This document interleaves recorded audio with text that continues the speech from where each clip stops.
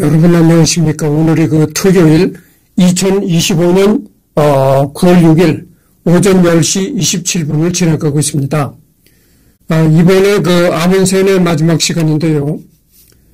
전번에 내가 그랬죠. 조선일보를 검색해가지고 아문센에 관한 기사가 나왔으면은 그거를 소개시킬 것이다 이런 얘기를 했습니다. 근데 조선일보를 검색해보니까 아문센에 관한 기사가 나와 있어요. 그래서 이거를 읽어보도록 하겠습니다. 이 기사 제목이 멍텅구리 남, 북극 정복한 아문센은 노르웨이 멍텅구리, 국내 첫 네컷 만화 멍텅구리 744편 수록한 탄행본 나와. 이거는 이 기사는 이제 김기철이라는 조선일보 학술 전문 기사가 쓴 기사인데요. 이 기사가 올라온 날짜는 2024년 12월 30일에 올라온 기사입니다. 한번 읽어보도록 하겠습니다. 이 아문센이 멍텅구리라는 거죠. 참 재밌는 얘기인데 한번 읽어보도록 하겠습니다.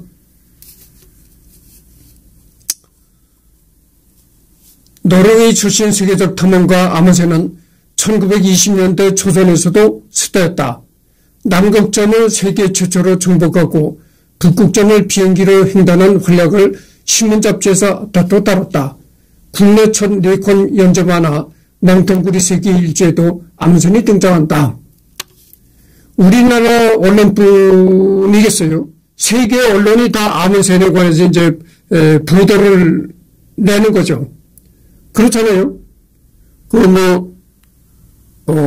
남극, 북극 이런 데를 다 정복을 한 사람이니까, 세계 언론이 다 그랬겠죠. 참, 여러분들 내가 이 아문센을 얘기하는 도중에 잠깐 다른 얘기를 꺼내서 미안한데, 이거를 내가 구입했어요. 내가 속세에 사는 스님이라는 여행지에서 찍은 동영상도 올리고 그러잖아요. 거기에 내가 뭐라고 했냐면 이런 얘기를 했습니다. 지금 내가 사용하는 드론을 사용하다가 어디 추락된다든가, 그렇지 않으면 너무 오랫동안 사용해서 이제 수명이 다 했다든가, 그럴 경우에는 내가 폐기하고, 더 이상 드론을 구입하지 않겠다, 이런, 내용의 글을 올린 적이 있습니다. 그렇습니다. 지금 사용하는 드론이 마지막 드론이 될 것입니다. 앞으로는 내가 드론을 사용하지 않으라고 생각합니다.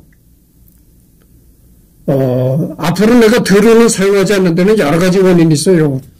첫째는 이 비용적인 측면입니다. 여러분들 내가 넉넉하게 경제적으로 부유하고 넉넉하게 살아간 사람이 아니잖아요. 공장에 나가 일을 하고 이제 쥐꼬리만한 그런 생산적 봉급으로 살아간 사람이라 한 푼을 전하게 해야 될 사람이고, 그런 측면에서 앞으로는 이제 그게 첫 번째 이유고, 두 번째 측면은 뭐냐면은 여러분들 드론을 사용해 본 사람들은 알겠지만 드론이 제약이 많습니다. 사람 많은 곳에 가서 날려도 안 되고, 또 비행금지구역이라고 있어요. 대부분 비행금지구역이 뭐냐면은 휴전선 근방지역, 그 다음에 대도시, 사람이 많은 대도시 이런 데는 전부 다 비행금지구역에 걸려 있습니다.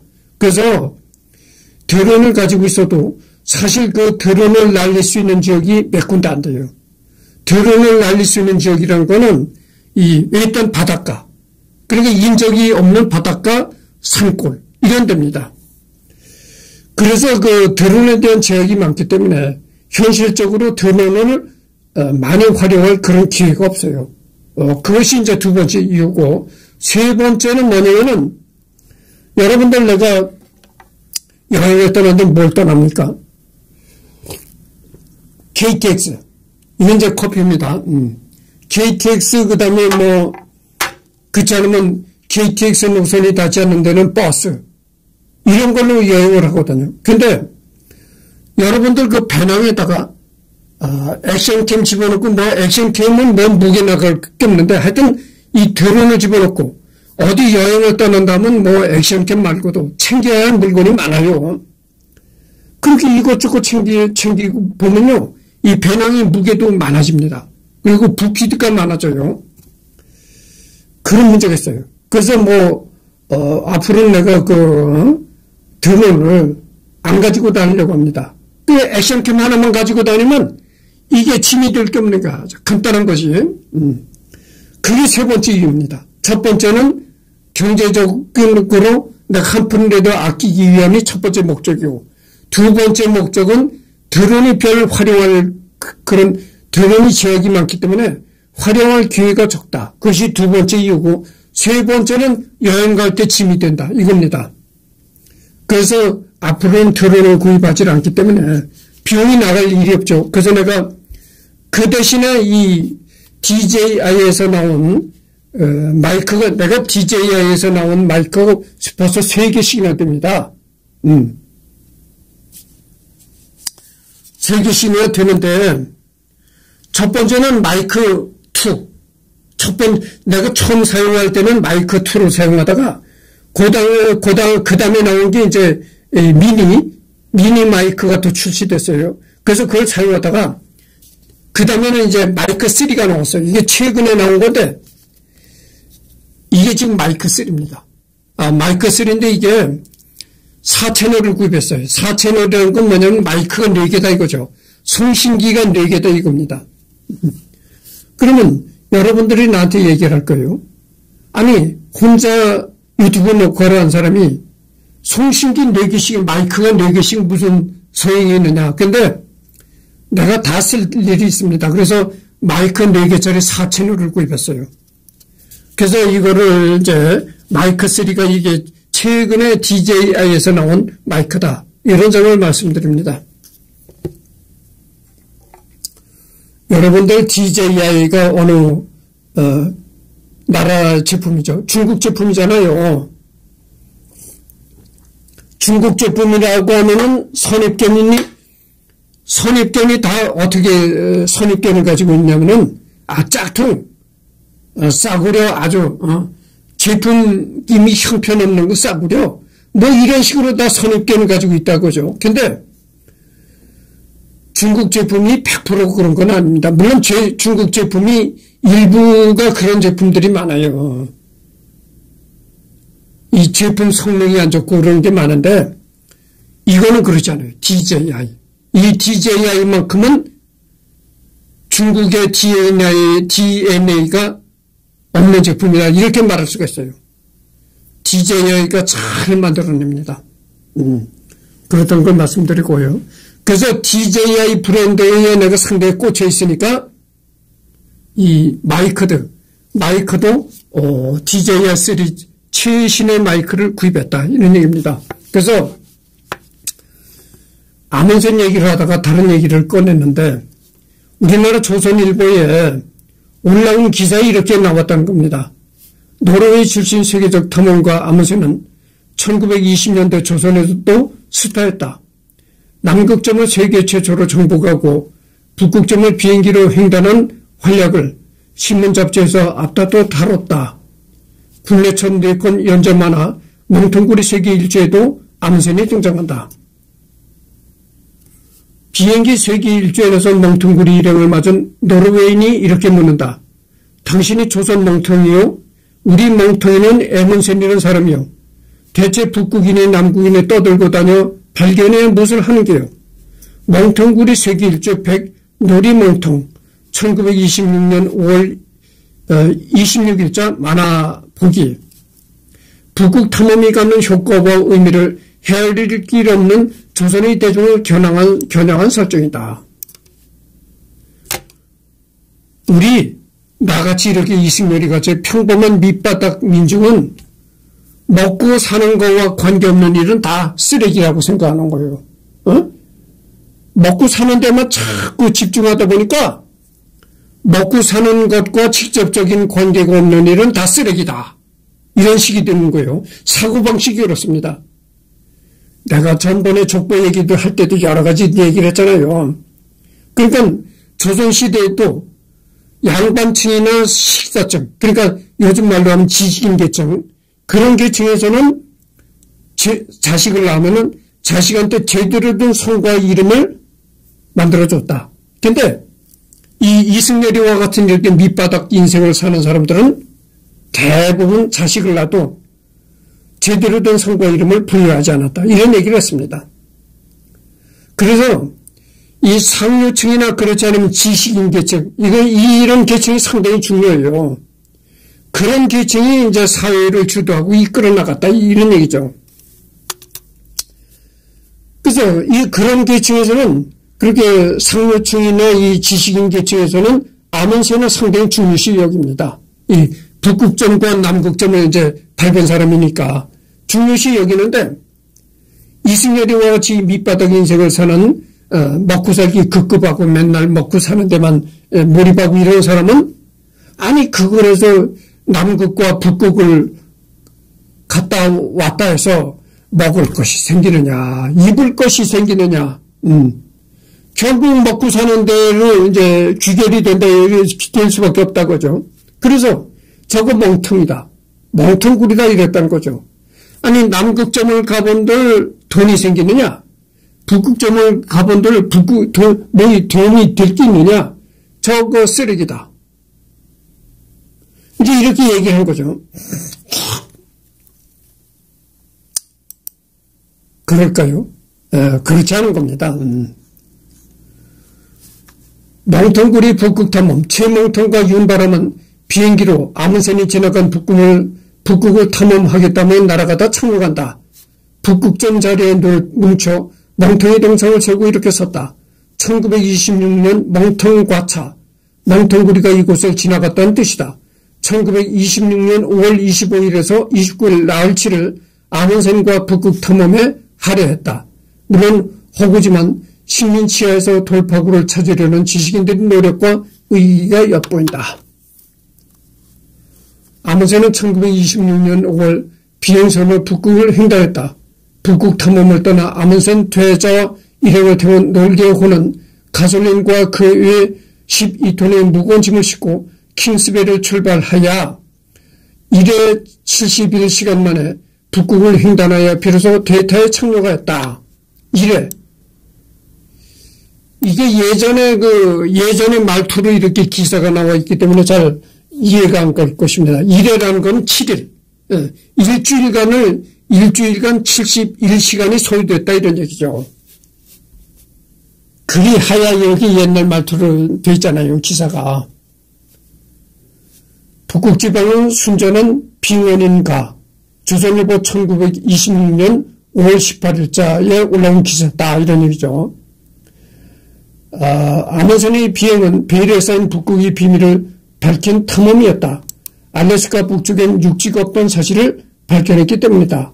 아문센의 북극점 횡단은 시시각각 뉴스로 소개됐을 뿐 아니라 다큐멘터리도 제작되었다. 이 다큐는 북극점 횡단 다음 달인 1926년 6월 26일 단성사에서 개봉됐다. 여러분 종로 3가에 했던 단성사라는 극장이 있었습니다. 지금은 단성사도 폐업한 것으로 내가 알고 있어요. 예전에 종로 3가에 있던 유명한 전통이 깊은 영화관이었죠. 근데 단성사마저도 폐업을 했습니다. 그래서 1926년 6월 26일 단성사에서 이 아문센에 관한 그 다큐 영화가 개봉이 됐었다 이런 얘기죠. 그래서 여기서 제일 중요한 게 뭐냐면은 아문센 만난 영친왕 부부. 내가 전번에 얘기를 했잖아요. 이승열이와 같은 밑바닥 얘기가 또 나오는데 내가 밑바닥 신분이라서 그래요. 그러니까 이해하시기 바랍니다. 이승열이와 같은 이렇게 밑바닥 인생을 사는 사람은 이 영친왕 살았을 때는 노르웨이가 어디가 붙은 나라인 줄도 모르고 살았어요. 그렇잖아요. 이 밑바닥 인생들은 아끼되기 전에 밑바닥 인생들은 맨날 입에 풀칠하기 급급하고 그렇게 살았다 이거야. 그러니까 노르웨이라는 나라가 어디가 붙어있는 줄도 모르던 시대에 영친왕은 노르웨이까지 가서 아문센을 만났다 이런 얘기죠. 그러니까 이 영친왕이 얼마나 귀족 중에 귀족이었는가 알 수 있다. 이런 얘기를 내가 전번 시간에 했습니다. 귀족 중에 귀족이죠. 이 이 영친왕이 고종임금의 이제 아들이거든요. 아들인데, 전번에 이제 얘기를 했지만, 그, 민비한테서 난 아들이 아니고, 민비한테서 난 아들은 우리나라의 마지막 왕이었던 순종이었습니다. 순종이 민비와의 사이에 낳았던 아들이고, 그러니까 순종임금이 본처에서 낳았던 아들이고, 이 영친왕은 민비가 죽고, 고종임금이 두 번째 장가를 가서, 엄비한테서 낳은 아들이다. 근데 이 영친왕이 키가 작다, 이런 얘기를 했습니다.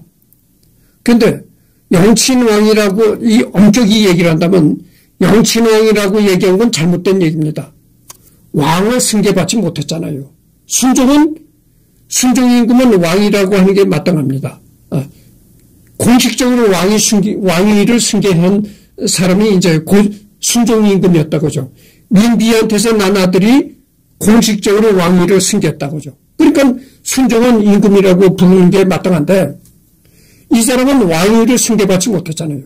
그러니까 엄밀히 말하면 왕은 아니고 황태자다 이거죠. 왕자다 이거였다 그거죠. 근데 이 사람이 이제 일본의 부름으로 끌려갑니다. 그래서 일본 여자와 정략 결혼하게 되는 겁니다. 그러니까 일본이란 나라에서 조선의 영친왕을 끌고 가서 이 조선의 영친왕을 완전히 일본 국민화 시키기 위해서 일본 여자와 강제로 결혼을 시키는 겁니다. 그래서 일본의 그 이방자란 여사하고 이제 일본 여자하고 결혼했는데, 그래서 일본 여자와 결혼해서 일본에서 살다가 노르웨이를 간 겁니다. 노르웨이로 가가지고 이 아문센을 만나야 되겠다, 아문센이 영친왕을 만나야 되겠다고 요청한 것이 아니고, 이 영친왕이 아문센한테 이렇게 요청을 했다는 거예요. 우리 만나자. 이렇게 요청을 했다는 겁니다. 그래서 만났다는 거죠. 1927년 11월 오슬로를 방문한 영친왕, 오른쪽에서 두 번째는 아문센, 왼쪽에서 두 번째를 초대해 극지 탐험 모험담을 들었다. 아문센이 이로부터 7개월 뒤 북극에서 실종되었다. 그래서 이제 그 영친왕이 노르웨이 가서 아문센을 만나서 찍은 이제 모습인데, 이게 왼쪽에서 두 번째, 이게 아문센입니다. 그리고 이 왼쪽에서 세 번째가 이제 영친왕의 부인 이방자 여사. 그 다음에 이 모자를 들고 있는 사람이 이제 영친왕. 그렇다는 거죠. 근데 이 영친왕이 아문센을 만난 후로 7개월 후에 아문센이 이제 세상을 떠났다는 거죠. 1927년 11월 노르웨이를 여행하던 영친왕 부부도 아문센을 만났다. 아문센을 초대한 영친왕은 그가 북극 탐험 때 가지고 온 에스키모의 가구와 어구, 의복을 구경했다. 그래서 그 영친왕 부부가 그 아문센을 만나서 이제 여러 가지 얘기를 나눠보고, 그리고 그 아문센이 북극을 탐험할 때 가지고 온 에스키모, 그러니까 북극에 살던 원주민 에스키모가 입던 뭐 의복, 옷, 가구 이런 거를 이제 구경했던 거죠. 아문센은 영친왕을 만난 이듬해인 1928년 6월 북극점을 탐험하러 간 이탈리아 원정대를 구하러 떠났다가 돌아오지 못했다. 멍텅구리 744편 책으로 이 멍텅구리라는 게 이제 영화입니다. 영화. 아니 영화가 아니라 만화입니다. 만화. 그러니까 그 조선일보에 연재되던 그런 만화였는데, 거기에 이제 그 조선일보에 연재되던 만화에서 아문센 얘기를 이제 하면서 멍텅구리다 뭐 이런 제목을 붙였다는 거죠. 전동관 카이스트 디지털 인문사회과학부 교수팀이 최근 출간한 책 멍텅구리엔 아문센은 물론 비폭력 저항운동 지도자 간디, 모로코 독립운동가 아부드 엘 크림, 이탈리아 파시스트 지도자 무솔리니 등 한 세기 전 뉴스의 인물들이 등장한다. 조선일보가 지난 10월 멍텅구리 연재 100년을 기념 조선닷컴을 통해 전편을 공개하는 데 이어 멍텅구리 연구 작업을 맡은 전봉관 교수팀의 책으로도 펴낸 것이다. 전 교수팀은 네컷 만화 이미지를 탐색할 수 있는 알고리즘을 개발, 옛날 지문 곳곳에 흩어져 있던 멍텅구리 연재물을 744편을 찾아내고 현대어 풀이와 추적까지 달았다. 846쪽 두툼한 이 책엔 1924년 10월 13일 시작, 1927년 8월 20일까지 연재됐고 1933년 2월 26일 재등장, 그해 8월 2일 마지막을 장식한 멍텅구리 744편이 담겨있다. 헌물켜기, 연애생활, 자작자급, 가정생활, 세계일주, 꺼덕대기, 가난살이, 사회사업, 학정생활, 또 나왔소, 노동생활, 기자생활 등 시리즈 12개다. 100년 전의 식민지 조선의 맨 얼굴을 담은 생생한 기록이다. 만화, 영화, 언론사는 물론 근대사 분야에서 연구자들이 후속 연구에 도움이 될 만한 1차 자료다. 최고 지식인 예술가의 합작품. 멍텅구리는 미국 유학파 언론인 김동성이 기획하고 당시 신문계에서 잔뼈가 굵은 이상엽과 민세 안재홍이 스토리 구성을 맡았다. 산소와 대가인 심전 안중식의 양대 제자인 심산 노수연과 청전 이상범이 만화를 그렸다. 노수연과 이상범은 한국화를 정통으로 배운 예술인들이었다. 노수연은 광복 후 서울대 미대 교수를 지내며 후학을 길렀고 이상범 역시 당대를 대표하는 최고 작가로 떠올랐다. 멍텅구리는 당대 최고 지식인 예술가들이 만든 공동 창작품이 셈이다. 멍텅구리 만화 보러 가기, 헌물켜기 이런 게 나오는데, 그때 당시 이제 조선일보에 연재됐던 이렇게 헌물켜기 만화입니다.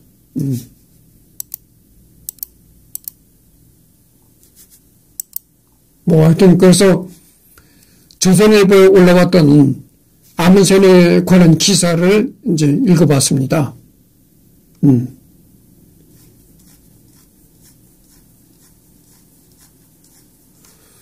무엇보다 뜻 깊은 거는 이제 조선에, 일본에 가서 일본 여자와 결혼해서 살던 양친홍 부부가 노르웨이로 가서 아문센을 만나자. 이렇게 아문센과 연락을 해가지고 만났다. 이런 얘기죠. 그래서 그 아문센과 만나가지고 북극을 탐험할 때 얘기, 그리고, 에스키모들이 입던 옷, 그 다음에 에스키모들이 사용하던 가구, 이런 것도 구경을 했다. 이런 얘기죠. 이게 참 뜻깊은 기사입니다.